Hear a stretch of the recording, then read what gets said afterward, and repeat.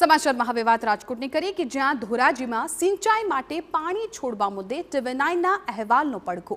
સિંચાઈ વિભાગ દ્વારા તાત્કાલિક ધોરણે ભાદર 2 ડેમમાંથી કેનાલમાં પાણી છોડાયું। શિયાળુ પાકના પિયત માટે ડેમમાંથી કેનાલ મારફતે પાણી છોડવાની ખેડૂતોની માંગ હતી। સિંચાઈ વિભાગ દ્વારા કેનાલની સફાઈ કામગીરીને કારણે પાણી છોડવામાં વિલંબ થતો હતો। TV9એ ખેડૂતોને પડતી મુશ્કેલીઓનો અહેવાલ દર્શાવ્યા બાદ સિંચાઈ વિભાગ જાગ્યું। કેનાલમાં પાણી છોડાતા 26 ગામના ખેડૂતોને સિંચાઈ માટે લાભ મળશે। ખેડૂતોની એક માગણી હતી કે ભાદર 2 નું પાણી તત્કાલ છોડવામાં આવે અને તેથી જે વાવેતર છે સમયસર થાય અને જે ઊભા પાકો છે એને ફાયદો થાય, સુકાય નહીં।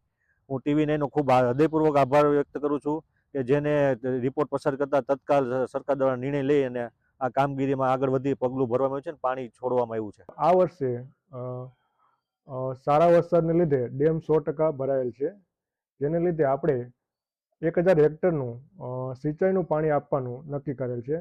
આ સિંચાઈના પાણીનો લાભ ધોરાજી તાલુકા, ઉપલેટા તાલુકા અને માણાવદર તાલુકાના ગામોને 26 જેટલા ગામોને લાભ થશે।